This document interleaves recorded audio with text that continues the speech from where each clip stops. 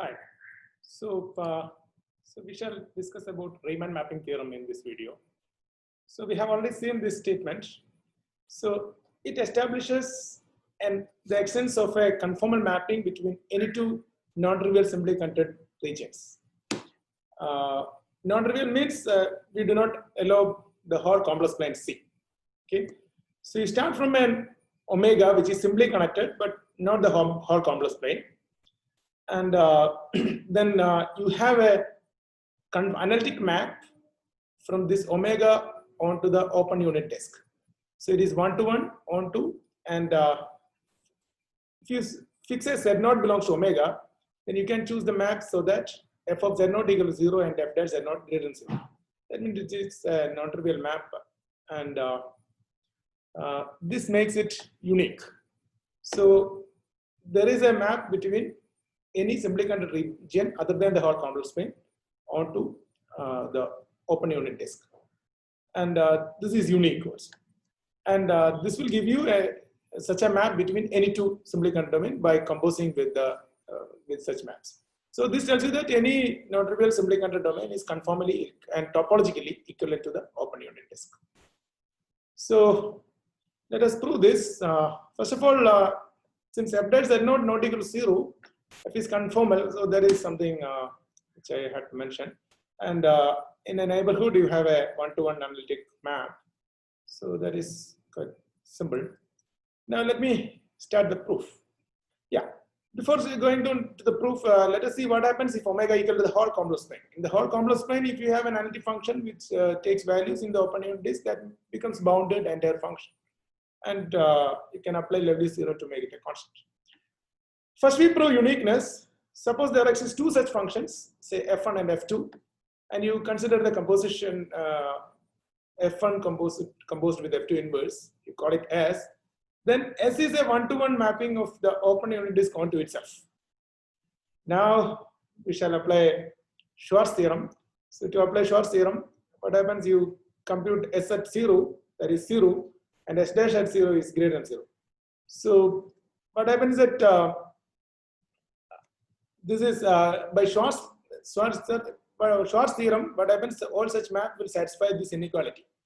Mod S of omega will be less than mod omega for every omega in the unit disk. Now S is 1-to-1 onto, so the S inverse also satisfies the same thing. S inverse 0 is 0 and so on. So S inverse will also satisfy this inequality. That means mod S inverse Z will be less than or equal to mod Z. Now you start from mod Z, do this, you'll find that S inverse Z and S of S inverse Z are same. That means mod S omega equal to mod omega for every omega less than 1. So by Schwarz lemma again, if this happens for something which is not, means S of omega equal to omega for other than, if this happens for some omega inside this, then what happens by Schwarz lemma, it characterizes that S of omega is obtained by Z omega with some C constant of absolute value 1. And a simple computation will give you that S omega is identity C equal to 1. So S omega equal to identity means F1 equal to F2. So uniqueness is quite easy to prove.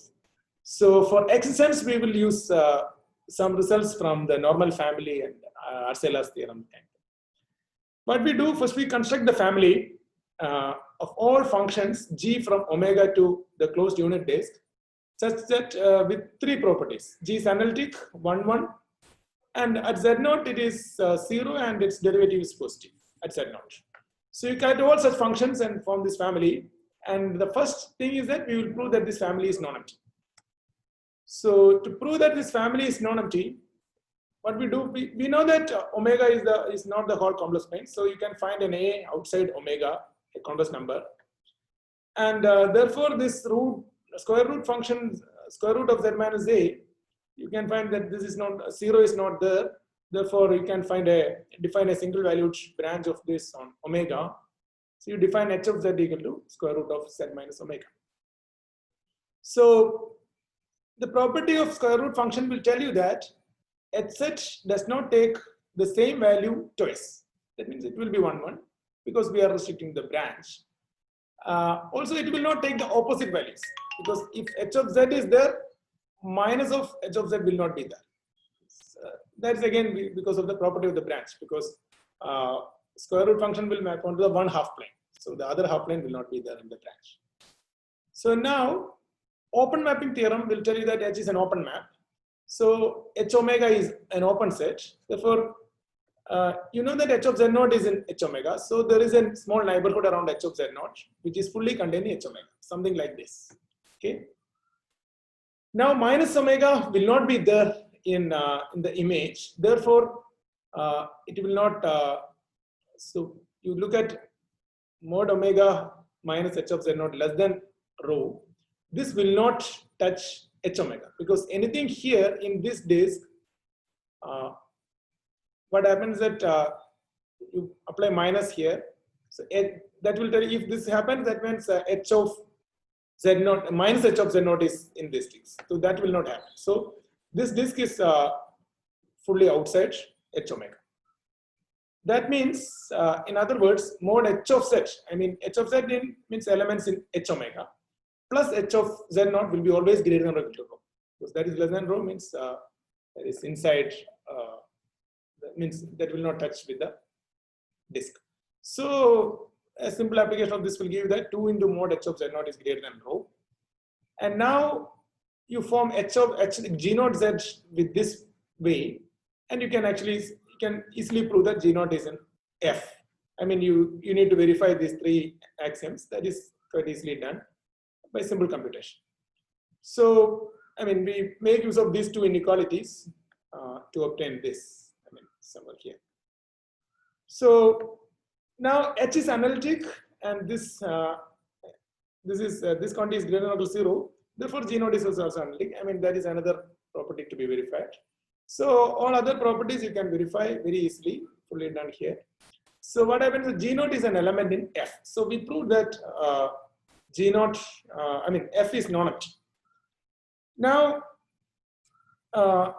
you have from Arcela's theorem, you have a result which tells you that the family of analytic function is normal if and only if the functions are uniformly bounded on all compact subsets. Now you take F from G from F, this family. So mod Gz is less than or equal to 1. So this is uniformly bounded on all compact subsets. So therefore F is a normal family. So since F is a normal family, we will use that. Now we have already proved that F is non-empty. So you can consider G dash Z naught with G in F. This is a non-empty set. And G dash Z naught is greater than 0 by the definition of F. So this will be a non-empty subset of the positive real axis. Therefore, you can consider the supremum, which you denote by B. For the time being, you can B can be plus infinity. Later, we will see that B will be a finite number. So this is well defined. So by the definition of the supremum, you have a sequence in this set which converges to B. That means you have a sequence in F, Gn, such that Gn dash Z naught converges to B. And you got a sequence in F, and F is a normal family. So by Arcela's theorem, you have a subsequence, say G and K, which converges to an analytic function F, uniformly on all compact subsets. So this is what guaranteed by Arcela's theorem, it is guaranteed by the definition of normal family itself. So therefore, G and K converges to F uniformly on all compact subsets. Since mod G and K Z is less than or equal to 1, you have the limit mod F Z is also less than or equal to 1. And also since G and K Z naught equals 0 for all K, F Z naught equals 0. F dash Z naught, you can find it is actually B, because F dash Z naught is limit of G and K dash Z naught. Here we use Pearson's theorem, because G and K converges to F uniformly on all compact subsets will imply that G and K dash converges to F dash uniformly on all compact subsets. In particular, it will converge at Z naught. And supremum of this is given by B, so therefore the limit should be B. So F dash Z naught is equal to B, and this will tell you that B is finite. Okay. Also, B is greater than 0 because it's a supremum of some subset of non-negative real, positive real numbers. So B is positive, therefore F dash Z naught is positive. B equal to F dash Z naught. Now my claim is that F is a member in the family F. We need to prove each and everything. It's like F of Z naught equals 0, F dash Z naught greater than 0, and so on. So it is analytic and everything is correct. The only thing we need to verify is that F is 1, 1. But that is also very easy because you start from some z1 belongs to omega and consider g1z equal to gz minus gz1 for all g belongs to f. Now this function g1 is g1 are non-zero because g1s are 1 1. So therefore g1 is non-zero in omega minus z1. I mean it will be 0 at z equal to z1. So by Hurwitz's theorem, as a consequence of means corollary of Bersha's theorem, Hurwitz's theorem tells you that if element in a sequence is non-zero, then the limit has only two choices. Either the limit function is identically zero, or it will never become zero. So gnk1z is equal to gnkz minus gnkz1, which converts to fz minus fz. So you have only one choice: either this is identically zero, or it never zero. But fz minus fz1 is identically zero or on omega minus z1. This is not possible. So the other possibility is that fz, because if this happens, f becomes f is a constant. So that is not true because f dash z0 is greater than 0. So the other possibility is true. That means fz minus fz1 never vanishes in z omega minus z1. That means fz not equal to fz1 for any z not equal to z1. So that means f is 1. So other things are, you see, now you got f to be the a member of f, capital F. So f is a function in f with f dash z0 is the maximum, has a maximum derivative at z0 for all functions in f because it is the supremum of g dash z0 with g in f. Now the final thing is that we need to prove that f is surjective. That is easy. Suppose that it is not surjective. There are actually w naught, omega naught with mod omega naught less than 1 and fz not equal to omega naught for any z. Then this capital fz defined by this will be an analytic function which is non-zero because fz never become omega naught. So it will be an analytic function which is non-zero on omega. So fz is non-zero, so therefore you have a single valued, I mean of course you have square root. Now fz is 1 1 and mod fz less than or equal to 1. This is something you can verify. And now you form gz in this way and prove that g is a member of f, capital F. That is again easy, just computation of derivative and all. And what you obtain is that g dash z0 is this and f dash z0 is something like this. So this is something simple computation. So finally, substituting everything, you obtain that g dash z0 is actually equal to this.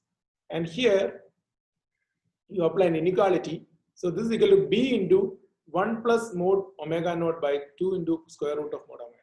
But this quantity will be greater than 1 because this quantity will be greater than 1 for omega naught less than 1. Therefore, this will be strictly greater than b. So what you obtain is that you have an element in the family f with derivative at z0 greater than b. This is not possible because the definition, from the very definition of b is a max supremum of such thing. So that means f is f is surjective. So and also you know that f will be an open map, therefore it will take only value inside the open map. So we prove the H sets. And as a corollary, you will obtain that I mean you take two simply contour domains with the same property. So you consider the function f1 from omega 1 to unit disk, f2 from omega 2 to unit disk. Composing that, you will get maps between any two simply contour domains. So that is so there we stop the